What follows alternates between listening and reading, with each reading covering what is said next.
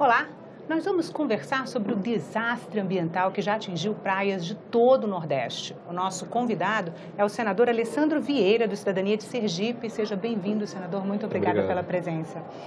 Sergipe foi o estado mais atingido pelas manchas de óleo, senador. Já é possível saber qual que é a extensão dos danos causados? Sim, nós temos lá o estado de Sergipe totalmente, o litoral totalmente coberto pelo óleo, tocado. Todas as praias? Todas as praias sergipanas foram tocadas.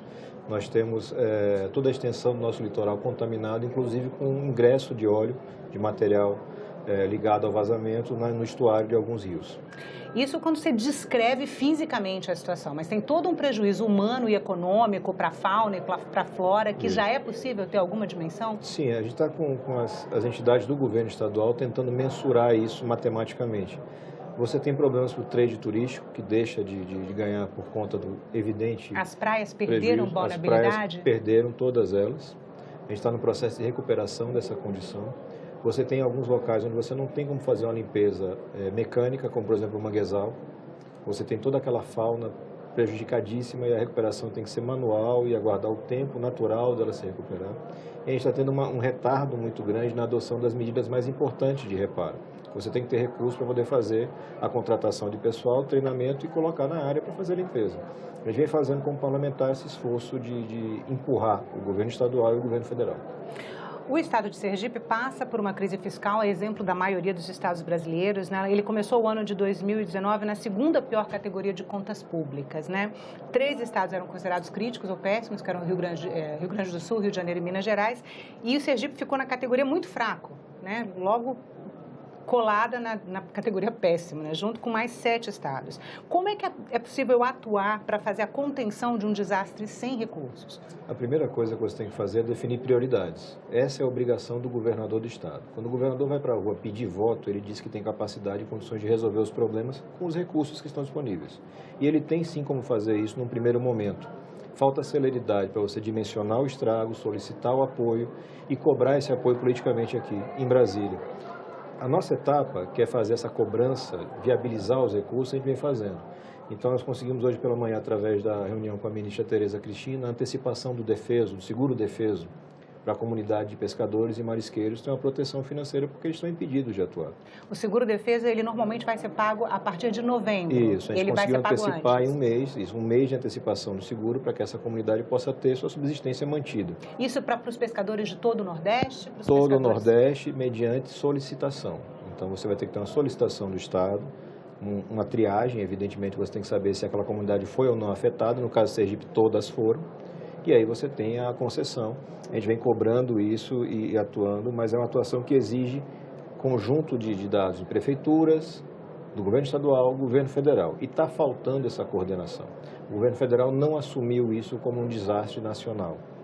Tocou todo o Nordeste, prejudica a economia, prejudica a vida das pessoas, mas o governo não entendeu a gravidade. O governo federal, o senhor acredita que e os governos estaduais? No caso de Sergipe, eu posso dizer com certeza que não entendeu também, porque a adoção das medidas é muito lenta e precária. E a gente tem que ter velocidade para atender isso, porque está na situação de emergência. Então, é claro que você tem dificuldades. Sergipe declarou emergência, né? Declarou o estado de emergência. Essa comunicação demorou para chegar aqui, porque se você tem que decretar, tem que comunicar ao governo federal. E o governo federal daí sim reconhece ou não.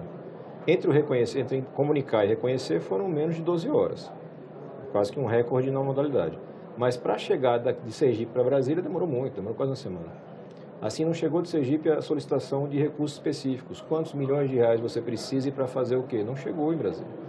Então não adianta ficar num jogo de buscar culpados, responsáveis, distribuir a culpa, terceirizar a culpa. É preciso resolver o problema, marcar com a necessidade, que é imediata, e correr atrás para poder sanar isso. É viável, a bancada sergipana vem fazendo um esforço para que isso aconteça, e da nossa parte a gente teve, pela manhã com a ministra Tereza, agora vamos fazer uma reunião com o ministro Canuto, que é o responsável pela Defesa Civil Nacional, para que a gente possa ter a garantia da liberação desse recurso na medida em que chega a solicitação. E quais são as medidas de contenção que o senhor acredita que são necessárias agora? Num dado momento era necessário você investir nas barreiras, mesmo que precárias. Barreiras no mar? No mar e no estuário dos rios, para que você bloqueie essa entrada, ou pelo menos reduza essa entrada. Esse momento talvez tenha passado, porque você já teve um volume maior de manchas e hoje esse volume é um pouco menor. Então, a gente tem que avaliar se ainda é razoável fazer um investimento nesta medida. Nós precisamos urgentemente das medidas de limpeza e descontaminação, porque não basta você recolher aquele óleo e jogar no lixão. Ele é poluente, ele é contaminante. Então, até o descarte daquilo tem que ser feito de forma técnica. Ele precisa ser acondicionado em containers, tonéis? Adequadamente, transportado adequadamente, você tem que preservar, porque é todo um ecossistema que está sendo ameaçado, que já está sofrendo duras consequências, com repercussões para as vidas das pessoas. E você tem que tomar as medidas de gestão necessárias. Senador, o senhor foi relator na Comissão de Meio Ambiente do projeto de lei que tipifica o crime de ecocídio para punir os responsáveis por grandes tragédias ambientais. Quais são as características desse tipo de crime e, caso sejam identificados os responsáveis por esse desastre ambiental no Nordeste, ele tem as categorias de um ecocídio? Sem sombra de dúvidas. Um ecocídio é um tipo penal novo criado nesse projeto, onde você vai ter um grande alcance do dano ambiental, reconhecido através de decreto de emergência, através de laudo, e você tem uma pena mais dura para quem fez isso dolosamente, mas também uma pena grave para quem tem a conduta culposa, que é o mais provável no caso que você tenha um acidente em alto mar que tenha motivado esse derrame todo. Mas a gente tem uma pergunta de alguém que está acompanhando pelas redes sociais, a Maria Conceição da Silva. Ela sauda o senhor, a TV Senado, e pergunta quem é o responsável pelo vazamento do óleo do Nordeste. Ainda não se sabe, O que nós temos comprovado é a origem mineral, ou seja, esse óleo foi extraído na Venezuela. É um óleo bruto, chamado óleo cru, ele veio da Venezuela.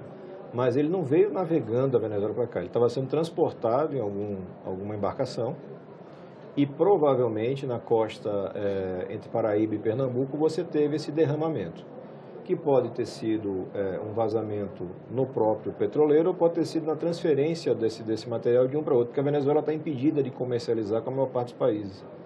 Então, existe uma probabilidade razoável de que você tenha um transporte pirata e no momento de transportar de um navio para o outro, você teve esse vazamento. Essa, até onde eu tenho conhecimento, é a hipótese mais provável. Os responsáveis por esse evento, que não é simples você identificar, mas uma vez identificados, eles estão sujeitos, sim, a legislação brasileira. Você tem um dano violento, esse dano tem que ser reparado, os custos vão ser altos para a sociedade brasileira e você tem que buscar reparação. Mas tem que fazer isso de uma forma organizada e lógica. Então, no primeiro momento é de conter o dano, atender as vítimas. Em seguida, você vai buscar as responsabilidades e o ressarcimento. Mas agora essa conta é do Estado brasileiro. E o senhor também apresentou um outro projeto para tornar mais severas as penas para os crimes ambientais, né? Que elas passariam a ser de médio e maior potencial ofensivo.